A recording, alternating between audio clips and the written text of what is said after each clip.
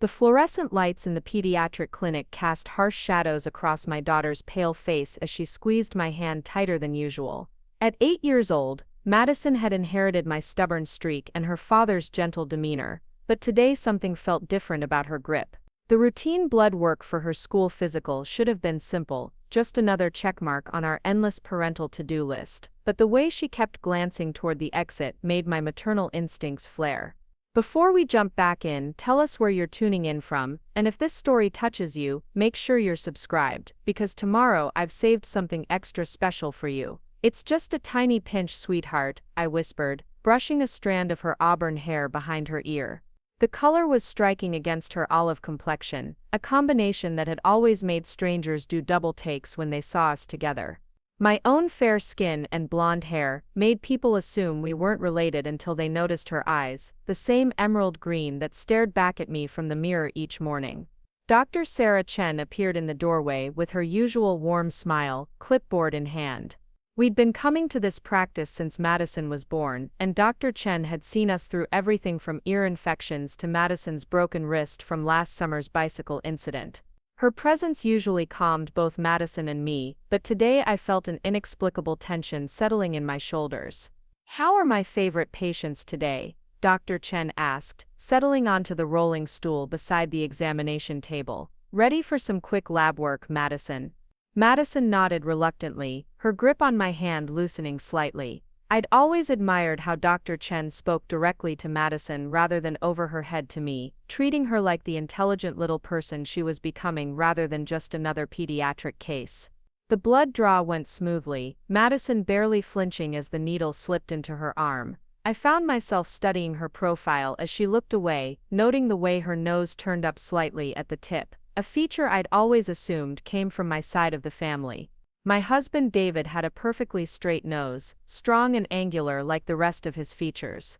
"All done," Dr. Chen announced, placing a colorful bandage over the tiny puncture wound. "You were so brave, Madison. The lab will have these results back in a few days, and then we can complete your school forms." As we gathered our things to leave, Dr. Chen touched my elbow gently. "Mrs. Thompson, could I speak with you privately for just a moment?"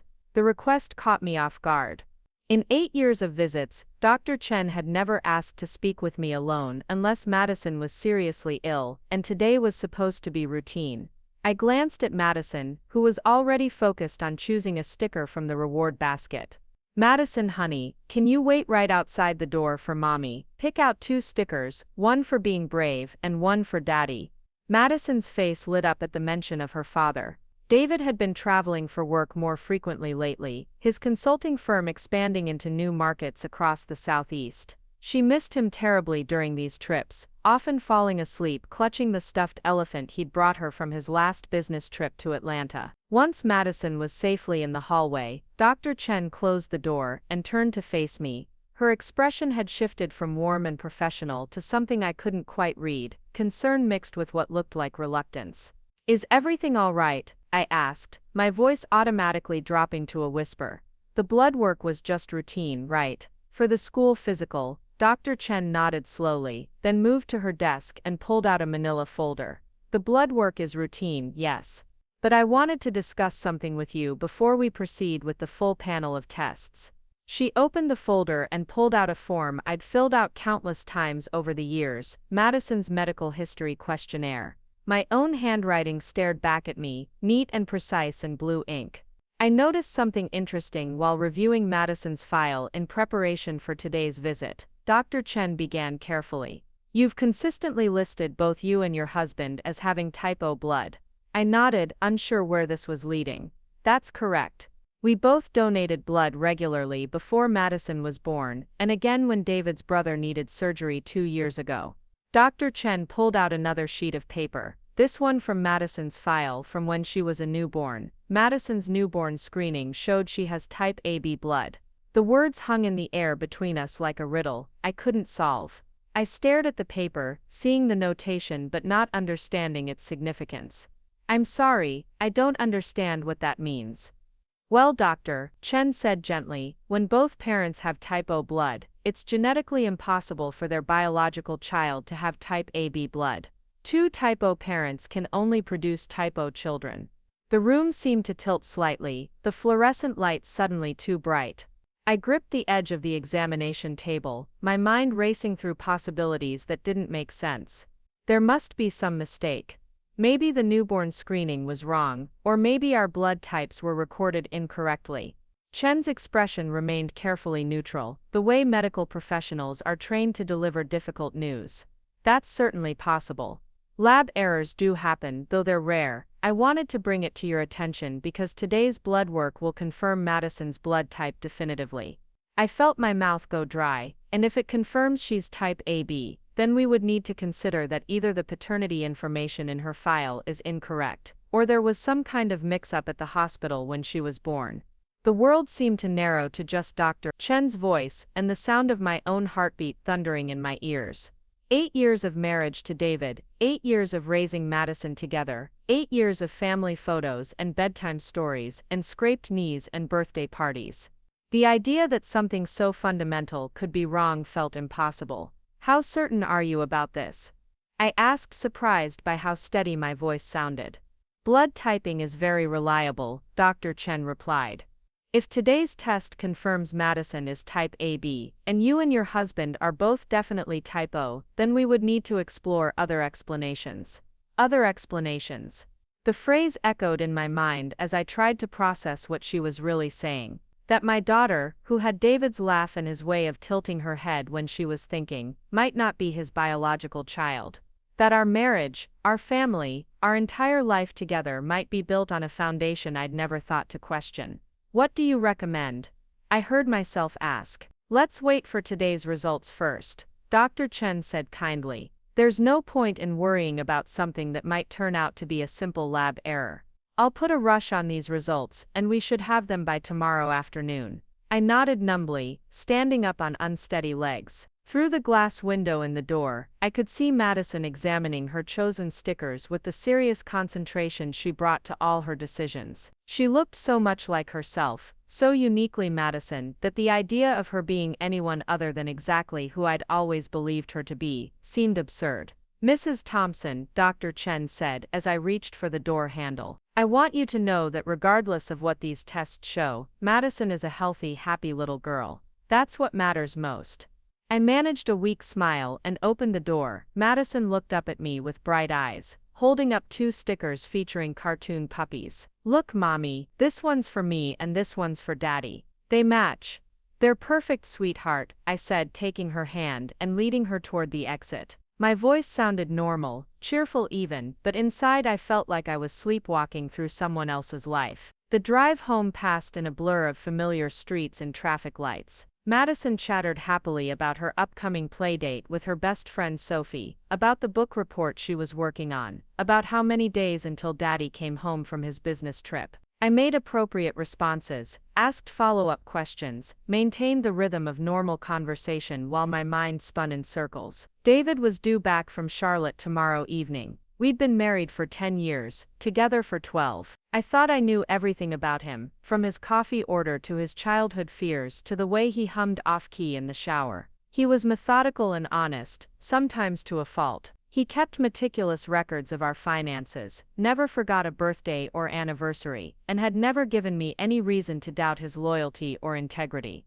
But as I pulled into our driveway in the quiet suburban neighborhood we'd called home for the past 5 years, I found myself looking at our life with new eyes. The white colonial with black shutters, the carefully maintained flower beds, the swing set David had spent an entire weekend assembling when Madison turned 5. Everything looked exactly the same, but felt somehow different, like a photograph that had been slightly overexposed. "Can I call Daddy?" Madison asked as we walked through the front door, dropping her backpack by the stairs in a habit I'd been trying to break for months. "He's probably in meetings, honey," I replied automatically. "We'll try him before bedtime." Madison accepted this with the easy resilience of childhood and bounded upstairs to her room. I stood in our foyer, listening to her footsteps overhead and the familiar sounds of our house settling around us. The grandfather clock David's parents had given us as a wedding gift ticked steadily in the corner, marking time that suddenly felt precious and fragile. I walked to the kitchen and put on a pot of coffee, needing something to do with my hands.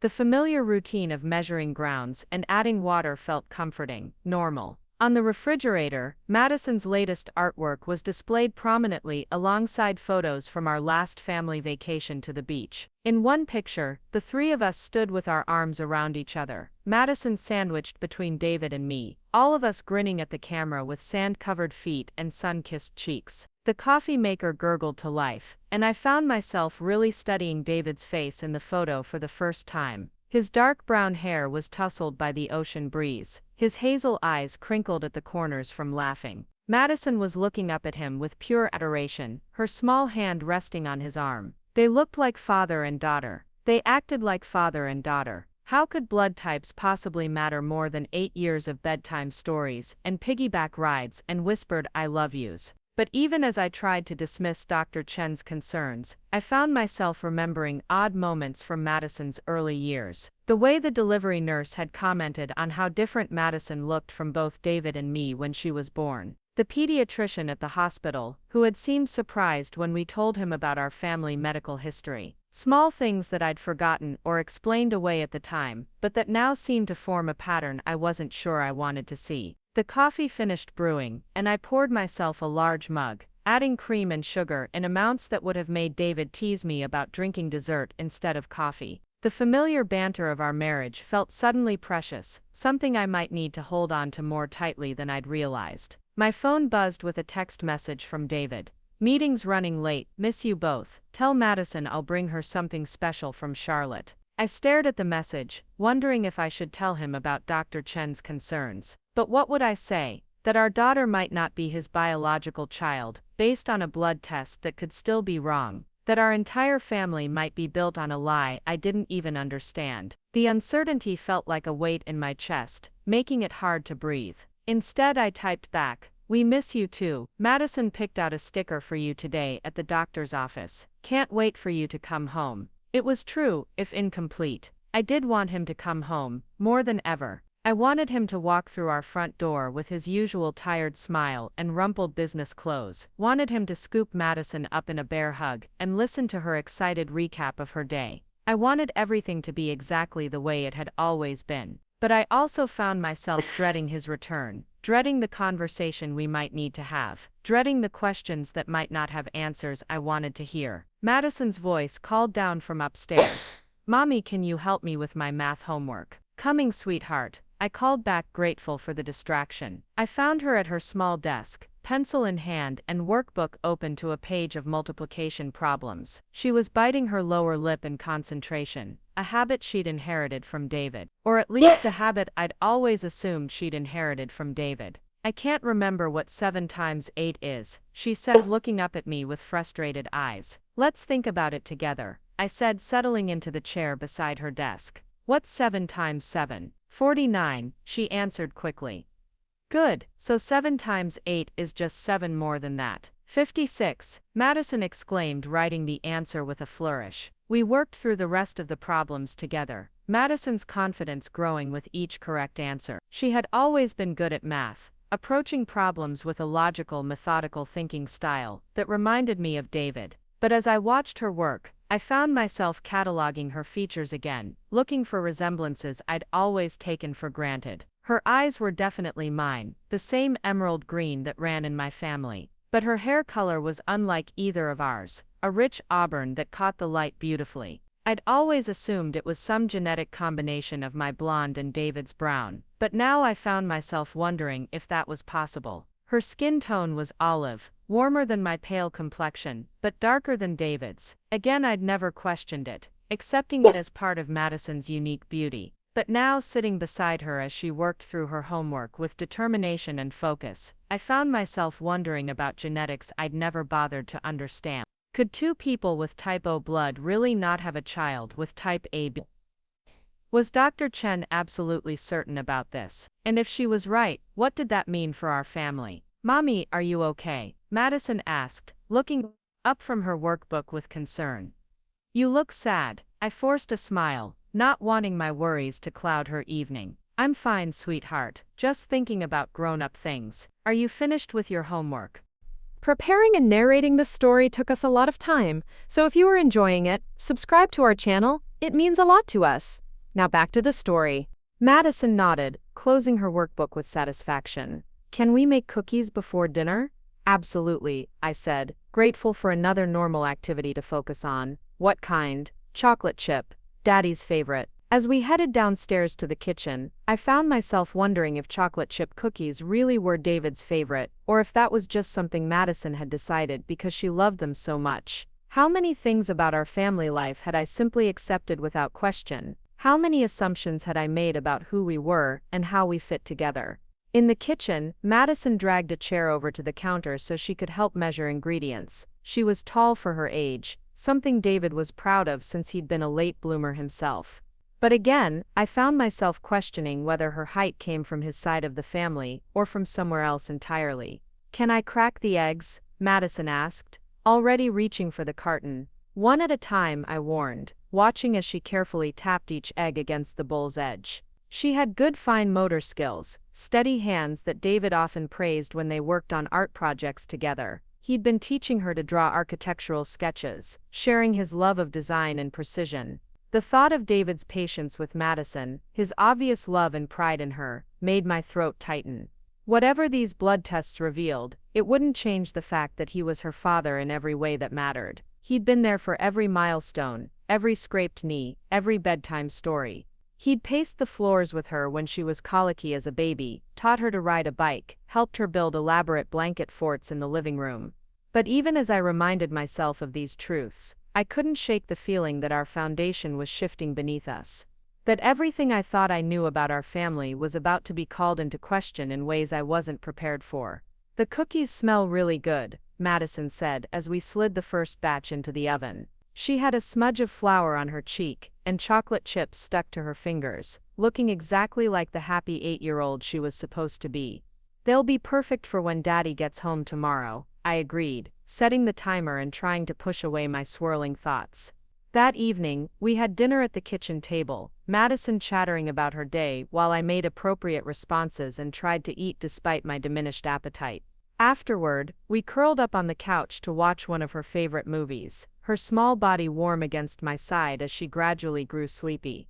During her bath, I found myself studying her face again as she played with her bath toys. The shape of her nose, the curve of her eyebrows, the way she smiled. Features I'd looked at thousands of times but was now seeing through a different lens. "Mommy, why do you keep looking at me funny?" Madison asked, holding up a rubber duck. "I'm not looking at you funny," I protested. "I'm just admiring how beautiful my daughter is." Madison giggled, apparently satisfied with this explanation. "Sophie says I look like you, but Mrs. Peterson at school says I look like Daddy." "You look like yourself," I said, which felt like the truest thing I'd said all day. "You're perfectly Madison." After tucking Madison into bed and reading her favorite story about a brave little mouse, I found myself alone with my thoughts for the first time since leaving Dr. Chen's office. The house felt too quiet, too still. David's absence was more noticeable than usual, his empty spot on the couch a reminder that I was facing this uncertainty alone. I tried calling my sister Rebecca in California, but it went straight to voicemail. Rebecca was 3 years younger than me, and had always been the impulsive one, while I was the planner, the one who thought things through carefully before making decisions. But tonight I felt unmoored, like I needed someone to help me navigate waters I'd never imagined I'd find myself in. Instead, I found myself opening my laptop and researching blood types, something I'd never bothered to understand beyond knowing my own. The science was surprisingly straightforward. Type O blood meant you had no A or B antigens, and 2 type O parents could only pass on O genes to their children. Type O blood meant you had both A and B antigens, which required inheriting an A gene from one parent and a B gene from the other. The more I read, the more I understood why Dr. Chen had been so certain. It wasn't a matter of probability or chance. According to basic genetics, it was impossible for David and me to have a biological child with type OB blood. But that left me with questions I wasn't sure I wanted to answer. If Madison wasn't David's biological daughter, then whose was she? And how had I ended up raising a child I didn't know wasn't ours? I closed the laptop and walked to the window, looking out at our quiet neighborhood. The streetlights cast long shadows across the sidewalks, where Madison rode her bike and where David jogged on weekend mornings. Everything looked peaceful and normal, the life we'd built together solid and unchanged. But inside our house, I felt like I was standing at the edge of a cliff, waiting for test results that might change everything I thought I knew about our family. Tomorrow Dr. Chen would call with Madison's blood work results. Tomorrow David would come home from his business trip, probably bringing Madison a small gift and expecting to hear about our routine day. Tomorrow I might have to have a conversation that could unravel the life we'd spent 8 years building together. I checked on Madison one more time before going to bed, finding her fast asleep with her stuffed elephant clutched in her arms. Her face was peaceful, innocent of the questions that were keeping me awake. Whatever tomorrow brought, she would still be the same little girl who made me laugh, who gave the best hugs, who filled our house with joy and chaos in equal measure. But as I finally drifted off to sleep, I couldn't shake the feeling that our family was balanced on the edge of a revelation that would change everything. The phone rang at exactly 2:15 the next afternoon, while I was folding laundry in the living room. Madison was at school, and I'd spent the morning in a restless fog, unable to concentrate on anything for more than a few minutes at a time. Every task felt surreal, like I was moving through someone else's routine, while waiting for news that could shatter everything I thought I knew about my family. Dr. Chen's voice was gentle but direct when I answered. "Mrs. Thompson, I have Madison's blood work results. Could you come in this afternoon to discuss them?" My heart sank. If the results had been normal, if there had been some lab error that explained away yesterday's concerns, Dr. Chen would have simply told me over the phone. The fact that she wanted me to come in could only mean one thing. The blood type was confirmed. I asked, though I already knew the answer. "Madison is definitely type OB positive," Dr. Chen confirmed. "I've double-checked everything, and there's no error in the testing. I think we need to discuss what this means and explore some options for moving forward." I closed my eyes, gripping the phone tighter. "I'll be there in an hour." The drive to Dr. Chen's office felt like traveling through a tunnel, everything around me muffled and distant. I kept thinking about David, who was probably sitting in another boring conference room in Charlotte, completely unaware that our entire family dynamic was about to be called into question. He'd sent me a photo this morning of his hotel room service breakfast, with the caption "Missing your pancakes," accompanied by a heart emoji. Such a normal married couple thing to do, and yet now it felt loaded with implications I couldn't begin to untangle. Chen was waiting for me in her office, rather than an examination room, which somehow made everything feel more serious. She had several papers spread across her desk, and gestured for me to sit in the comfortable chair across from her.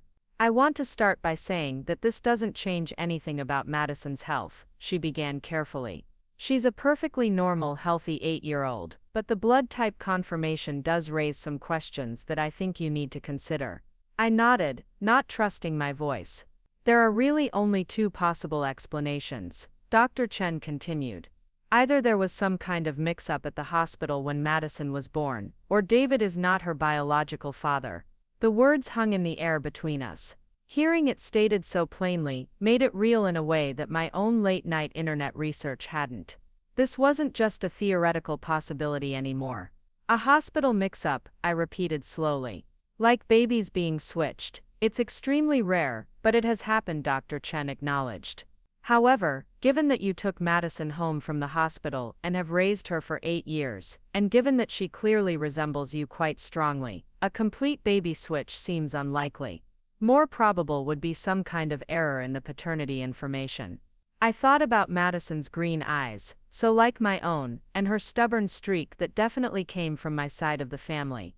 A complete stranger's baby wouldn't have inherited my eye color or my personality traits.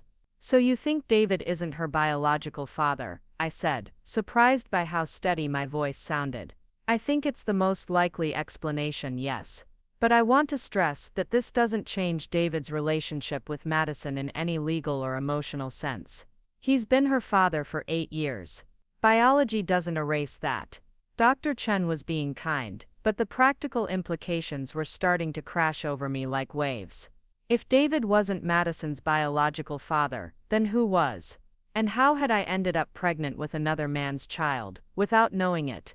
"What would you recommend as next steps?" I asked. "That depends on what you want to know, and what you think you can handle." Dr. Chen replied carefully.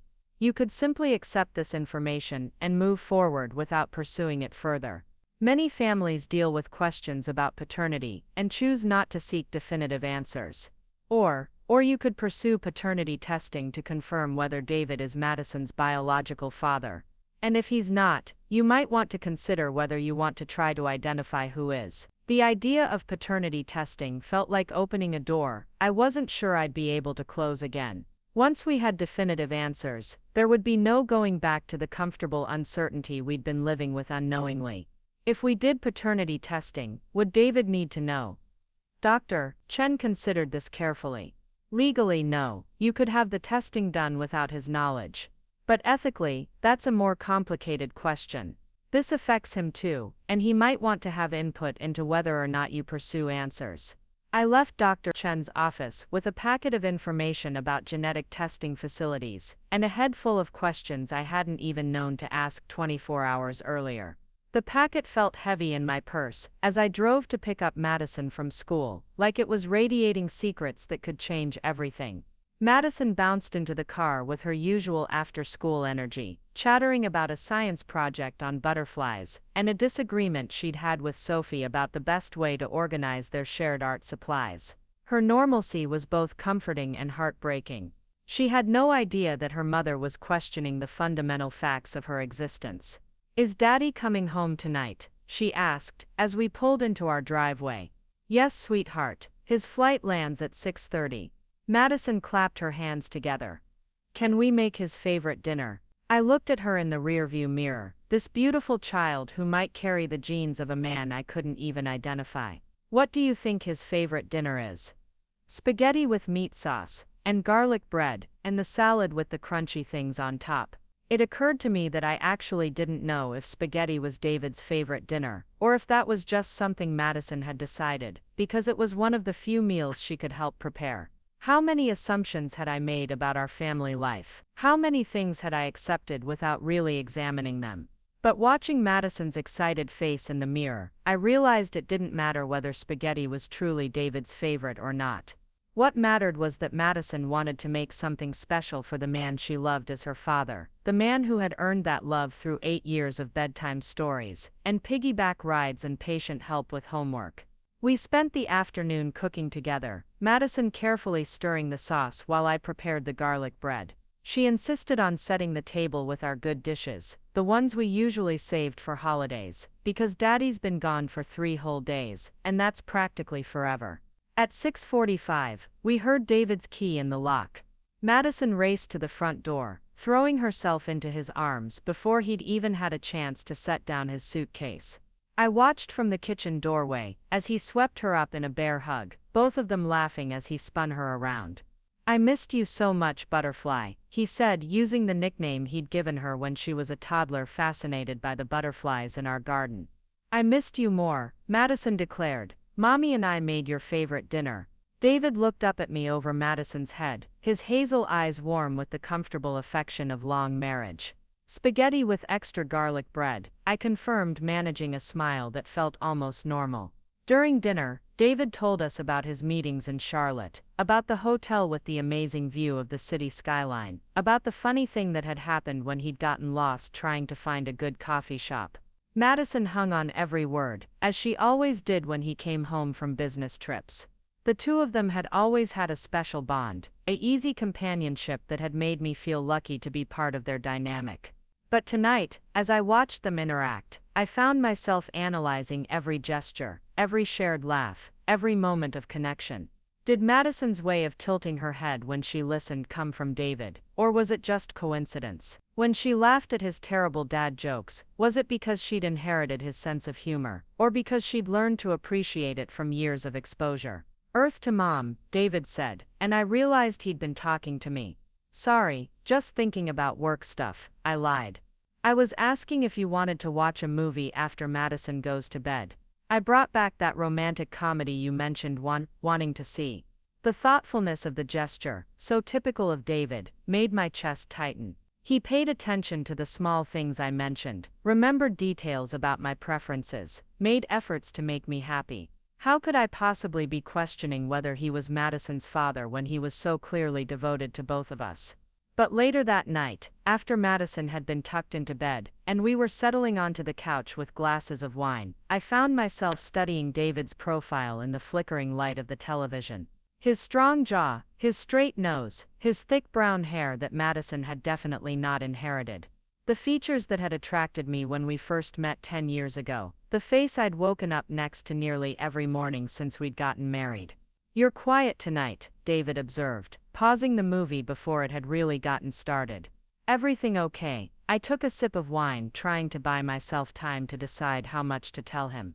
The packet from Dr. Chen was hidden in my purse upstairs, full of information about paternity testing that I wasn't sure I was brave enough to pursue. But sitting next to my husband, feeling the warmth of his presence after 3 days apart, the idea of disrupting our peace felt almost cruel. "Just tired," I said finally. Long day. David nodded, accepting my explanation without question. It was another thing I'd always appreciated about him, the way he didn't push when I needed space to process things. But tonight, his easy acceptance felt like an indictment. A more suspicious husband might have pressed for details, might have sensed that something significant was troubling me. David's trust felt both comforting and naive. The movie was a predictable romantic comedy, the kind we both enjoyed for its comfortable familiarity. But I found myself unable to focus on the plot, my mind wandering to questions I'd never imagined I'd need to ask. When had Madison been conceived? I could probably figure out the approximate date, but did David and I have any gaps in our relationship during that time? Any periods when we'd been apart, or when I might have been with someone else? The thought felt absurd even as it crossed my mind. I'd never cheated on David, never even been tempted to. Our relationship had its ordinary challenges, but infidelity had never been one of them. So how could I be pregnant with another man's child without knowing it? "Remember when we first found out you were pregnant with Madison?" David said suddenly, as if he'd been reading my thoughts. I turned to look at him, startled by the timing of his comment. "What made you think of that?" "This movie. The scene where they're talking about starting a family. You were so nervous about telling me, even though we'd been trying for months." I did remember. We'd been married for 2 years and had decided we were ready to start a family. It had taken longer than we'd expected, and I'd started to worry that something might be wrong. When the pregnancy test finally showed 2 pink lines, I'd been so excited I could barely contain myself, but also terrified that something might go wrong. "You were so happy," I said, remembering David's reaction when I'd shown him the test. "You kept staring at it like you couldn't believe it was real." "I couldn't," David admitted. "We'd been trying for so long I'd started to think it might not happen for us.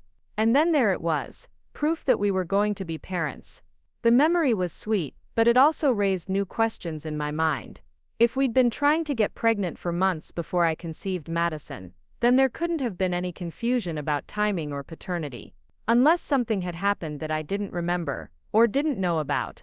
"Do you remember when I would have gotten pregnant?" I asked, trying to sound casual. "Like what month?"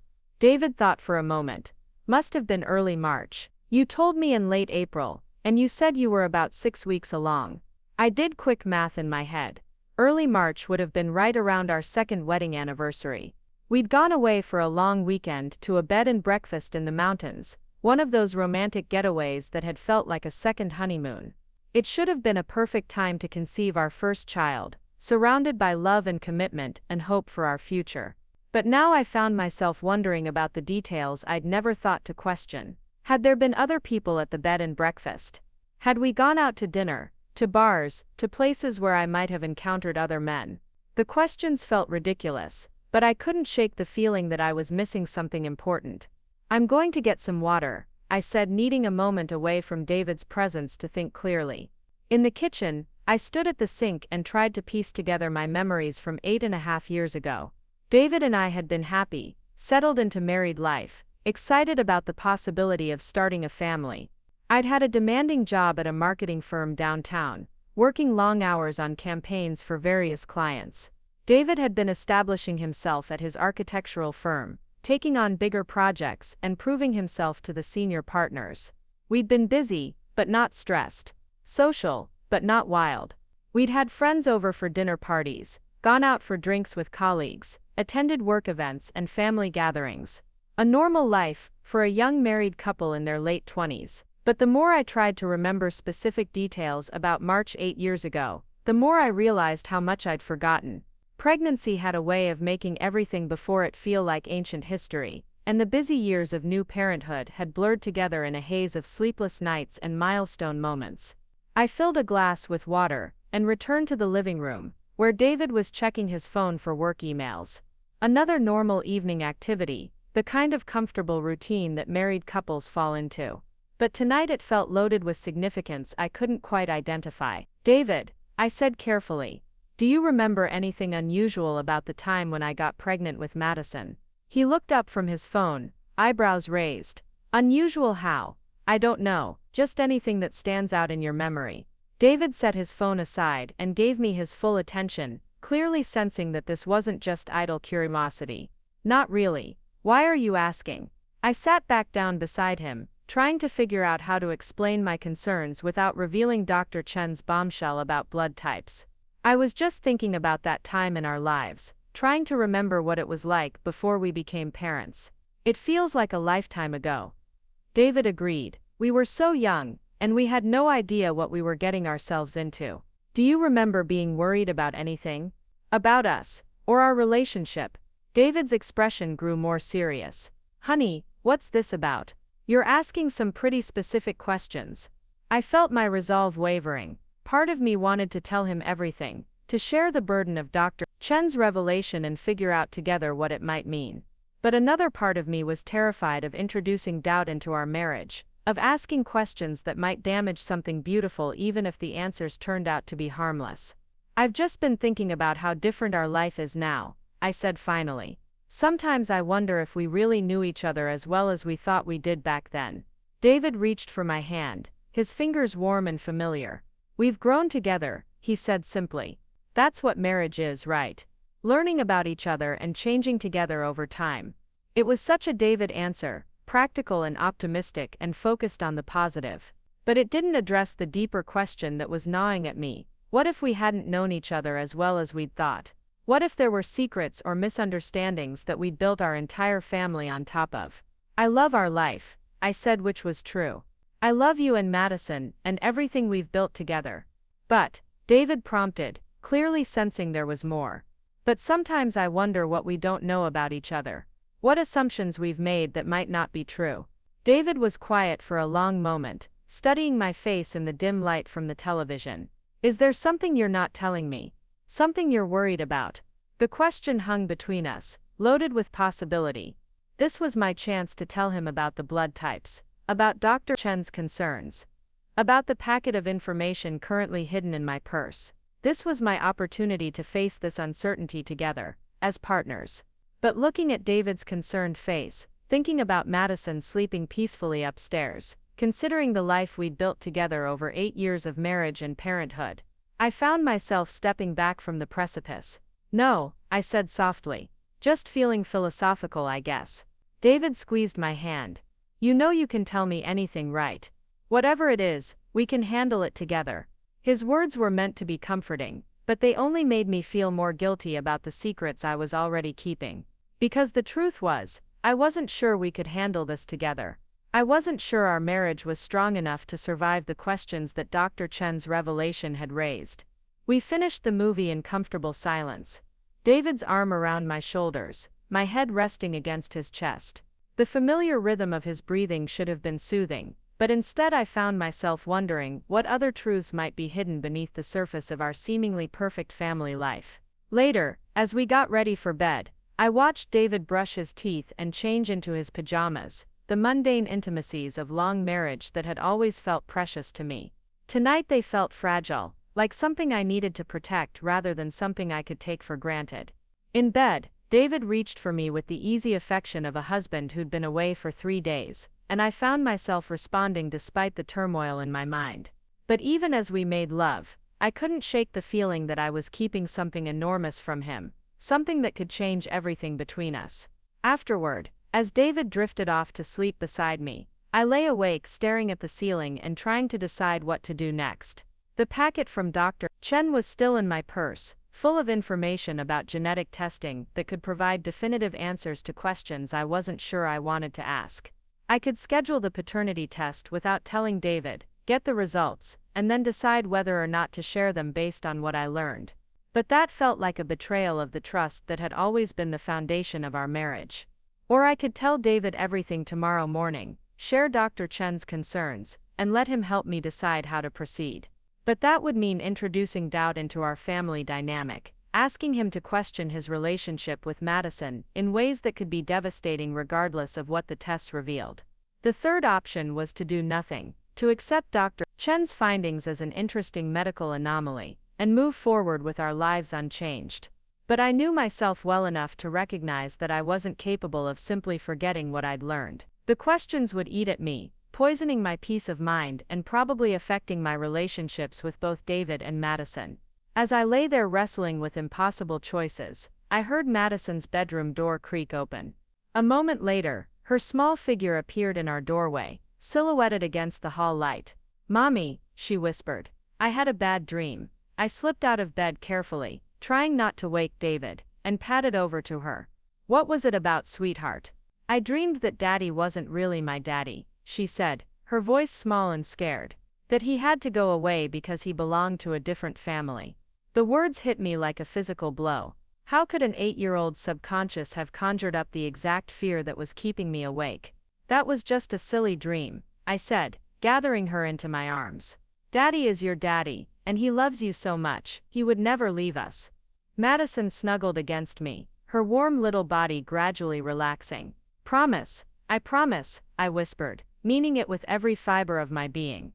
Whatever the blood tests revealed, whatever questions arose about biology or genetics, David was Madison's father in every way that mattered. That much I knew with absolute certainty. I tucked Madison back into her own bed, staying with her until she drifted off to sleep again. But her nightmare had crystallized something for me.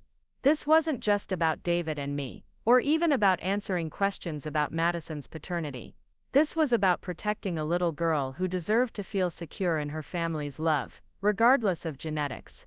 The next morning, David left for work as usual, kissing both Madison and me goodbye, before heading out to a day of client meetings and project deadlines.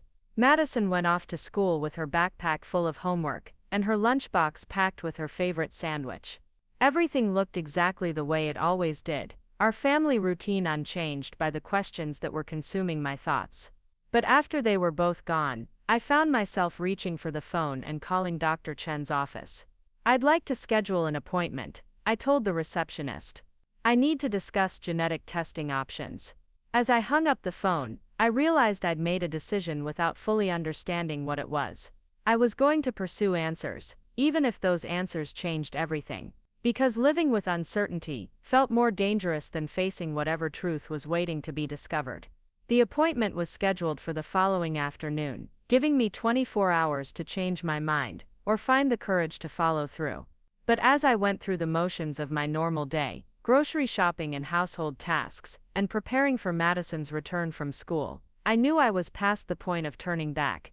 Whatever I learned from genetic testing, whatever questions it answered or raised, it couldn't change the fundamental truth that had gotten me through the sleepless night. We were a family because we chose to be, not because of biology or genetics or blood types.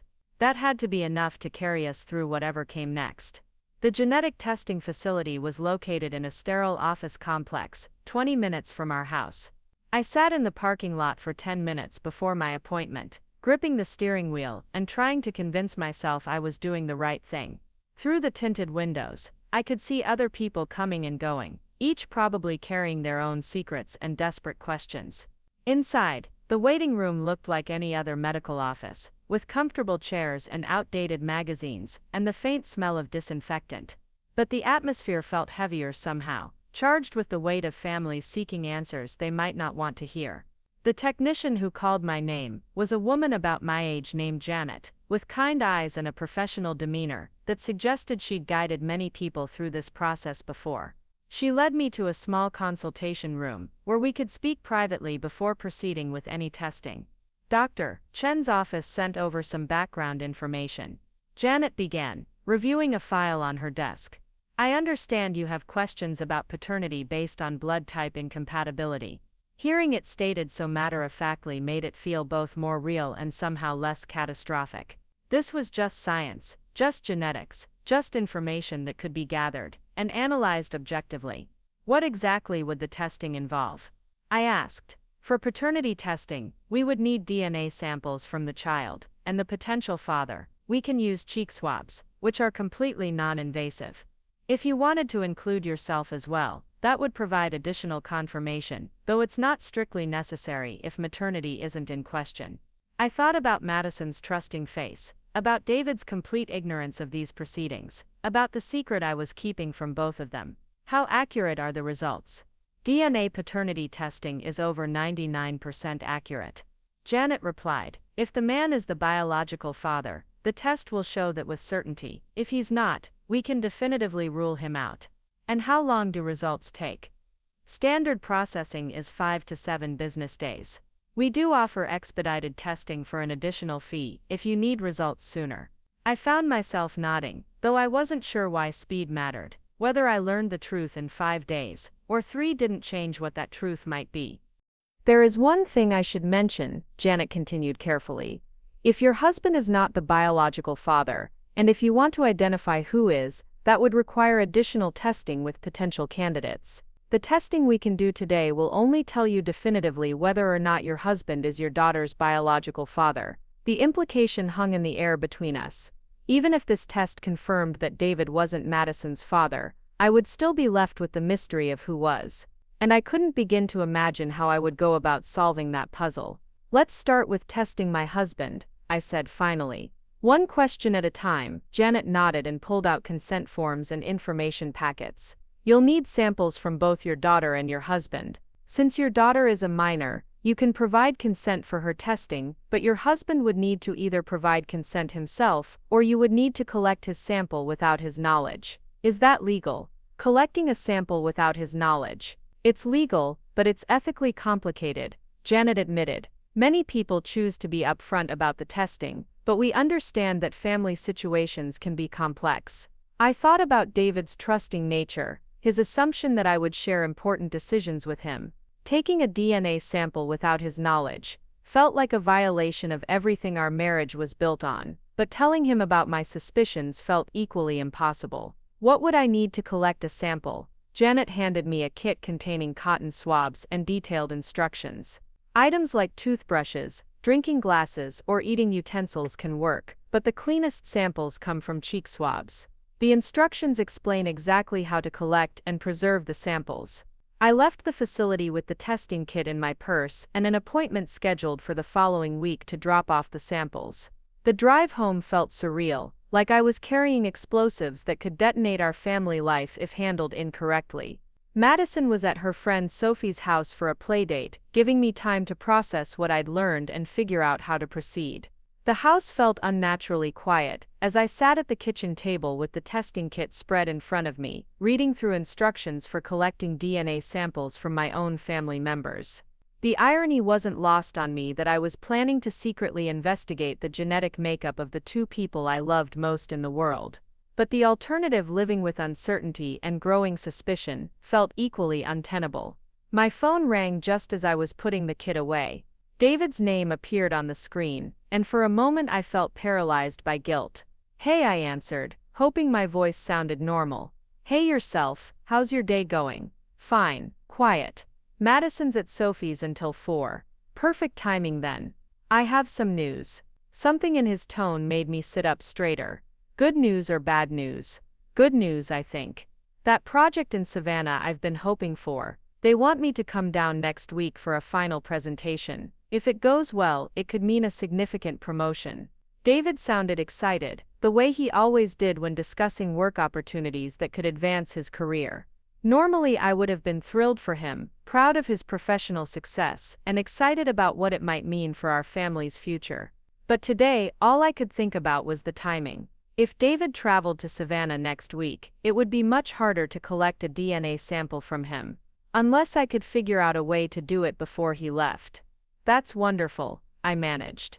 "When would you leave?" "Monday morning, back Thursday evening." I know it's short notice, but this is exactly the kind of opportunity I've been working toward. "Of course you should go. I said automatically. Madison and I will be fine. We talked for a few more minutes about logistics and travel arrangements. David's enthusiasm infectious despite my distracted state of mind. After we hung up, I realized I had 3 days to figure out how to collect DNA samples from both David and Madison without either of them knowing what I was doing. The thought made me feel sick with guilt, but also determined. If I was going to do this, I needed to do it quickly and cleanly, before I lost my nerve, or David left town. That evening, as we sat around the dinner table sharing stories about our day, I found myself studying both David and Madison with new eyes. David was telling us about a particularly challenging client meeting, gesturing with his fork as he described the technical details of a commercial building renovation. Madison was listening with the polite attention she gave to all of David's work stories, occasionally asking questions that showed she was trying to understand. "Daddy, why do people want to change buildings that are already built?" she asked. "Sometimes buildings get old and need updating," David explained patiently. "Or sometimes people want to use them for different purposes than they were originally designed for. Like if someone wanted to turn a house into a store." "Exactly like that. You're very smart, Butterfly." Madison beamed at the praise, and I felt my heart clench watching their easy interaction. Whatever the DNA tests revealed, this relationship was real and precious, and worth protecting. After dinner, while David was helping Madison with her homework at the kitchen table, I volunteered to clean up the dishes. It gave me an opportunity to observe them together without seeming obvious about it, and also to think through my plan for collecting DNA samples. David's coffee mug from this morning was still in the sink, along with the glass he'd used for orange juice at breakfast. According to the instructions from the testing facility, either one could potentially provide a usable sample. But the instructions also warned that samples could be contaminated if the items had been washed or if too much time had passed. As I loaded the dishwasher, I made a decision. Tonight, after David and Madison were both asleep, I would collect fresh samples using the cotton swabs from the kit. It felt invasive and wrong, but it also felt necessary. The opportunity came at 11:30 that night. David had fallen asleep reading in bed, his book still open on his chest, his breathing deep and even. I waited another 10 minutes to be sure he was fully asleep, then carefully retrieved the testing kit from my hiding place in the closet. Following the instructions exactly, I gently swabbed the inside of David's cheek, my heart pounding so loudly I was sure it would wake him. He stirred slightly, but didn't open his eyes, just shifted position and continued sleeping peacefully. Madison's sample was even easier to collect. She slept like the dead, completely unaware as I carefully swabbed her cheek and sealed the sample according to the instructions. Looking at her peaceful face in the dim light from the hallway, I felt a wave of protective love so strong it nearly brought me to tears. Whatever these tests revealed, she was my daughter in every way that mattered. That would never change, regardless of genetics or blood types or scientific analysis. The next morning, I dropped the samples off at the testing facility during my lunch break, trying to act casual as I handed over the sealed containers that held the potential answers to questions that had been consuming my thoughts for days. "Results will be ready by next Friday," Janet informed me.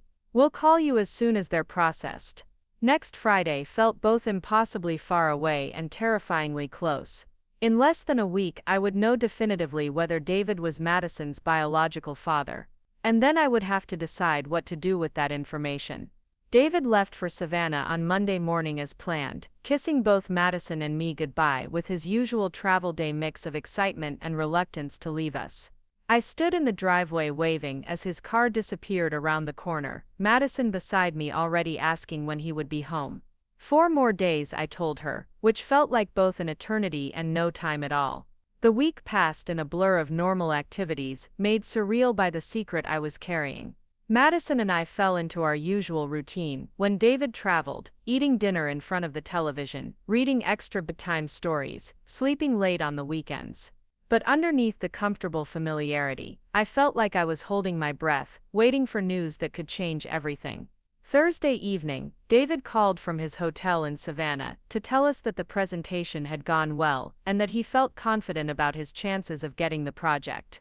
Madison chatted with him about her school day and her upcoming art show, their easy conversation a reminder of the bond they'd built over 8 years together.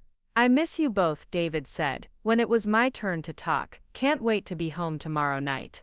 "We miss you too," I replied, meaning it completely.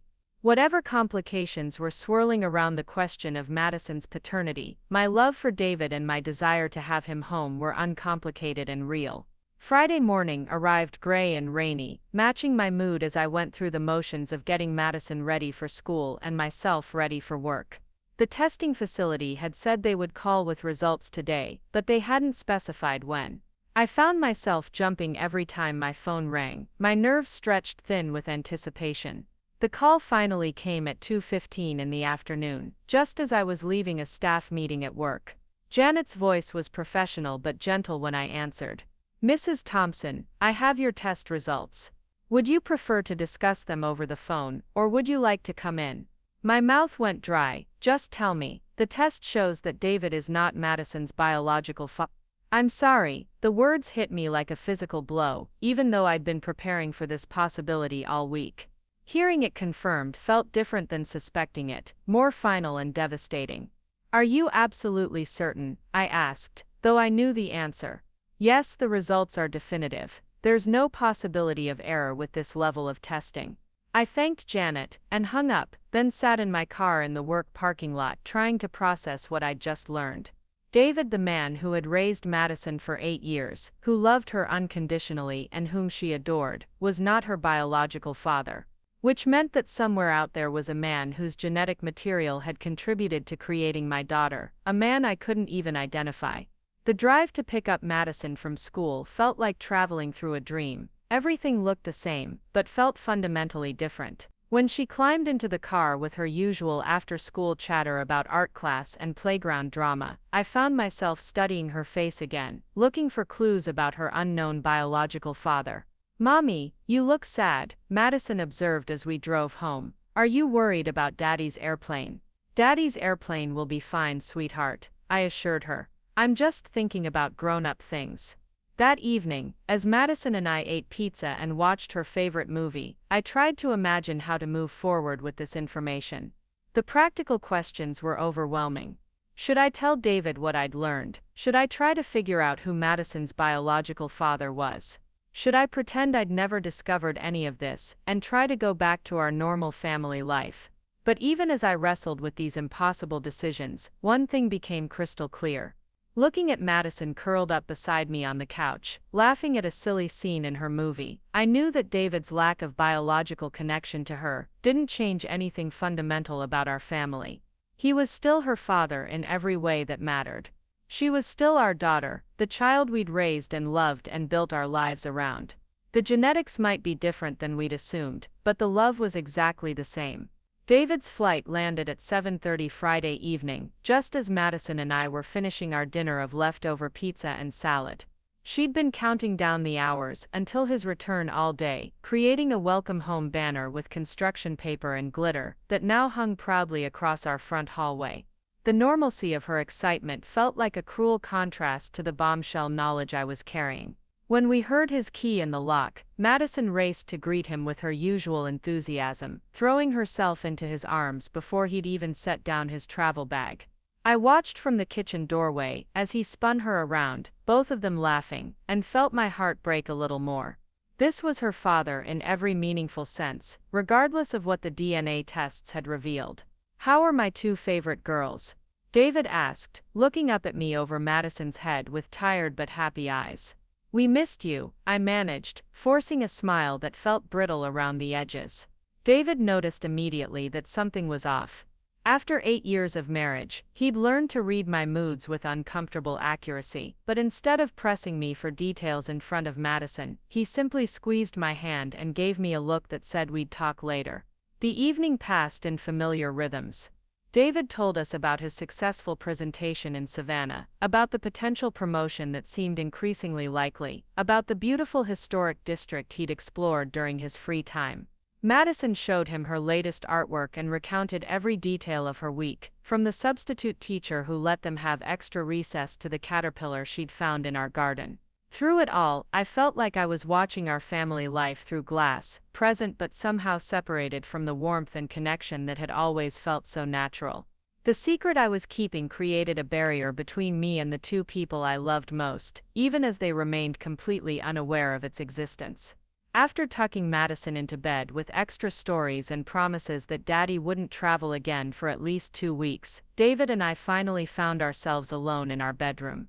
He was unpacking his suitcase, hanging up shirts, and sorting through dirty laundry with the methodical efficiency I'd always found endearing.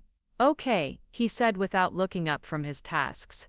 "What's wrong?" The directness of the question caught me off guard, even though I'd been expecting it.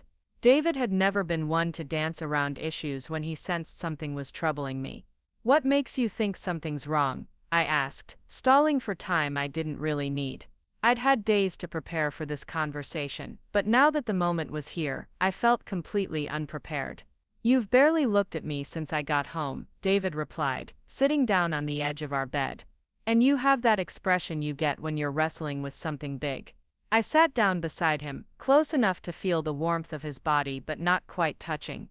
The physical distance felt symbolic of the emotional chasm that the test results had opened between us. "There's something I need to tell you," I began carefully. "Something about Madison." David's expression immediately shifted to concern. "Is she okay? Is she sick?" "She's perfectly healthy," I assured him quickly, "but there's been a medical discovery that raises some questions about our family." I told him everything then, about Dr. Chen's observation regarding blood types, about the genetic impossibility of two type O parents having a type AB child, about my decision to pursue DNA testing, about the results that had confirmed Madison was not his biological daughter. David listened without interrupting, his face cycling through disbelief, confusion, and finally a kind of stunned acceptance. When I finished speaking, the silence between us felt enormous. David stared down at his hands, processing information that challenged everything he thought he knew about our family. "So Madison isn't mine," he said finally, his voice carefully neutral. "Biologically, no," I replied. "But in every other way that matters, she's absolutely yours." David was quiet for a long moment, and I found myself holding my breath, waiting for his response. When he finally looked up at me, his eyes were filled with a complex mixture of pain and determination. "Do you know who her biological father is?" "No," I admitted. "I have no idea. That's what's been driving me crazy about all of this. I can't remember anything from that time that would explain how this happened." "From that time," David repeated slowly. "You mean when you got pregnant?" I nodded, feeling heat rise in my cheeks, despite having done nothing wrong that I could remember. "Early March, 8.5 years ago, around our anniversary weekend." David's brow furrowed as he tried to recall details from so long ago. "The bed and breakfast in Asheville. We went for 3 days.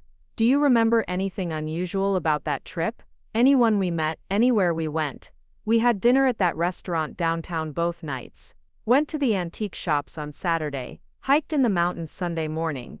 David paused, thinking. "There was that wine tasting on Saturday afternoon." I felt a flicker of something, not quite memory but recognition. The wine tasting. Where was that? "Some vineyard about 20 minutes from our hotel. We met that couple from Charlotte. Remember? They recommended it." The details were coming back to me slowly, like pieces of a puzzle I'd forgotten I'd started. There were other people there. Other couples doing the tasting. The guide was that young guy, maybe mid-30s. He seemed to know a lot about wine for someone so young. David's voice was matter-of-fact, but I could see him working through the implications. "You don't think?" "I don't know what to think," I said honestly. "I don't remember anything inappropriate happening. I don't remember being attracted to anyone else or doing anything that would have led to this." David stood up abruptly and began pacing the length of our bedroom. "This is insane. You're one of the most honest, loyal people I know. You wouldn't have had an affair, especially not during our anniversary weekend."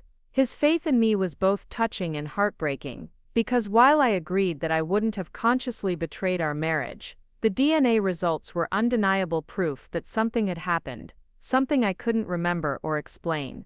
"What if it wasn't conscious?" I asked quietly. "What if someone drugged my drink? Or what if there was some kind of mix-up at the hospital? Or what if?" "What if what?" David demanded, his frustration finally showing. What if aliens abducted you? What if you have an evil twin? Come on, we need to deal with reality here.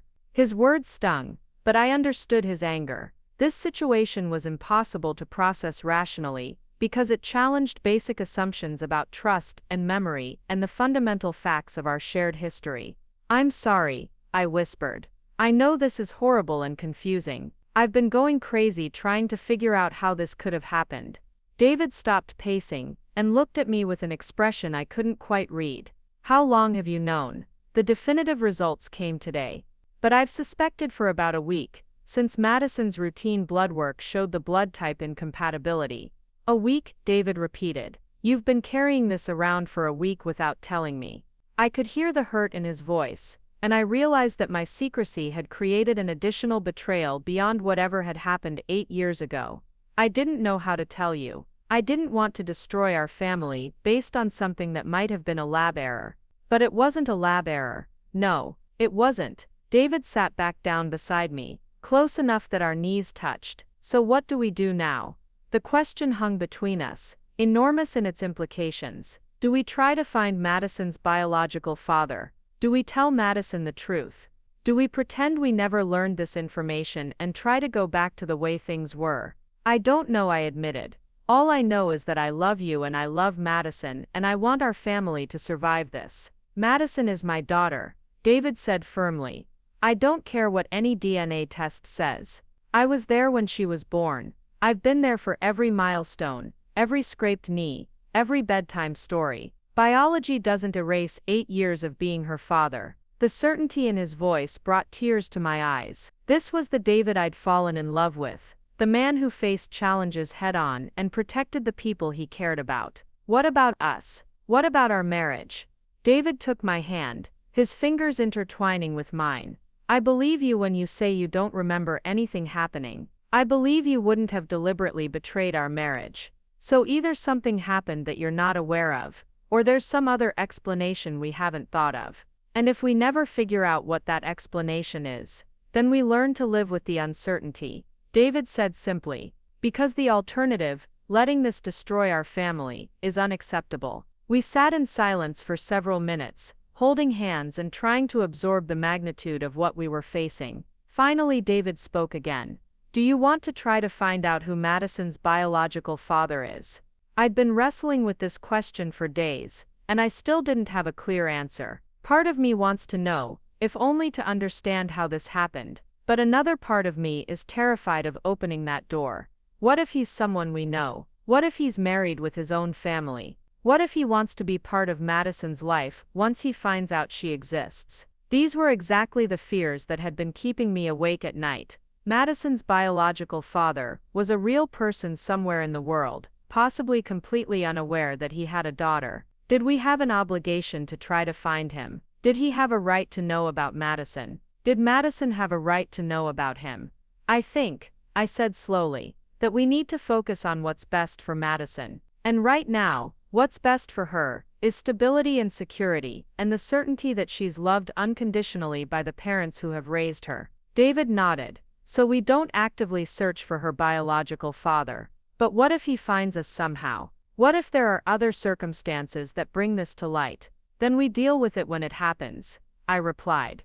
But we don't go looking for trouble. It wasn't a perfect solution, but it felt like the best path forward, given impossible circumstances. We would protect Madison's sense of security, while remaining open to whatever developments might arise naturally. What about Madison? David asked. Do we tell her? This was perhaps the most difficult question of all. Madison was 8 years old enough to understand the basic concept of biological parenthood, but not necessarily old enough to process the emotional complexity of what this revelation might mean for her identity and sense of belonging. Not yet, I decided. Maybe when she's older, when she can better understand that biology doesn't determine family. But for now, I think it would only confuse and upset her. David agreed, though I could see him struggling with the idea of keeping secrets from Madison. Our family had always prided itself on honesty and open communication, and this felt like a significant departure from our values. We'll need to be careful about medical history, David pointed out. If doctors ask about family medical background, We won't be able to give accurate information for half of Madison's genetic makeup. It was a practical concern I hadn't fully considered. Madison's unknown biological father could have genetic predispositions to diseases or conditions that we knew nothing about. We'd need to be vigilant about her health, and honest with medical professionals about the limitations of our family history knowledge. We'll figure it out, I said, though I wasn't sure how. We'll talk to Dr. Chen about how to handle medical situations going forward. Over the next several weeks, David and I slowly found our way to a new normal. The initial shock and confusion gave way to a different kind of acceptance, one that acknowledged the strangeness of our situation, while refusing to let it define our family dynamic. David threw himself into being Madison's father with even more intentionality than before, as if he needed to prove that biology was irrelevant to their bond. He helped with homework, attended school events, planned special father-daughter outings with renewed enthusiasm. If anything, learning that Madison wasn't his biological child seemed to have strengthened his commitment to their relationship rather than weakening it. Madison remained blissfully unaware of the upheaval her parents were processing. She continued to adore David, to seek his approval and comfort, to mirror his mannerisms and share his interests. Watching them together, it became increasingly clear that whatever genetic material Madison had inherited from an unknown man, her personality and character had been shaped by the father who had actually raised her. For my part, I found myself studying Madison's features and behaviors with new curiosity, looking for clues about her biological heritage. Her auburn hair remained a mystery, as did her olive complexion and certain facial features that didn't clearly come from either David or me. But rather than feeling threatening, these unknown elements began to feel like interesting aspects of Madison's unique identity. The wine-tasting weekend in Asheville remained a frustrating blank in my memory. David and I had discussed returning to the area to retrace our steps, perhaps visiting the vineyard again, to see if anything looked familiar, or if we could learn more about the people who had been there that weekend. But ultimately, we decided that pursuing those leads felt too much like actively searching for Madison's biological father, which went against our commitment to focus on our present family, rather than unknown genetic connections. 3 months after learning the truth about Madison's parentage, David received the promotion he'd been hoping for, along with a significant raise and expanded responsibilities. The success felt like a vindication of sorts, proof that our family was moving forward and thriving despite the uncertainty that would always be part of our story. Madison started 3rd grade, that fall, with her usual enthusiasm for new challenges and experiences. She made new friends, excelled in her favorite subjects, and continued to view David as her hero and role model. Watching her confidence and happiness, I felt increasingly certain that we'd made the right choice in prioritizing stability over genetic mysteries. One evening in October, as David helped Madison with a particularly challenging math assignment, while I prepared dinner, I found myself marveling at the ordinary beauty of our family life. Whatever secrets existed in Madison's genetic makeup, whatever unknown man had contributed to her creation, this was her real family. These were the people who loved her unconditionally, who worried about her scraped knees and celebrated her successes, who would move mountains to protect her happiness and security. The DNA test results had initially felt like a devastating revelation that threatened to destroy everything we'd built together. But in the end, they'd only confirmed what we'd always known, that family is created through love and commitment and shared experiences, not through genetic accidents or biological connections. Madison looked up from her homework with a frustrated expression. "Daddy, I still don't understand how to do these division problems." "Let's try a different approach," David said patiently, pulling his chair closer to hers. "What if we think of it like sharing cookies equally among friends?" As I watched them work through the problem together, Madison's face lighting up as understanding dawned, I felt a profound sense of gratitude for the family we'd created and preserved through one of the most challenging periods of our marriage. We might never know all the answers to the questions that had emerged from a routine blood test, but we knew what mattered most. That night, after Madison had gone to bed, and David and I were settling into our own evening routine, he brought up a subject we hadn't discussed in weeks. "Do you ever regret finding out?" he asked. "Do you wish we'd just ignored Dr. Chen's concerns and stayed ignorant?" I considered the question carefully. Sometimes, I admitted, ignorance would have been simpler. But I think knowing the truth, even a partial truth, is better than living with vague suspicions. And you're okay with never knowing the whole story. I'm okay with knowing that the whole story doesn't matter as much as I thought it would,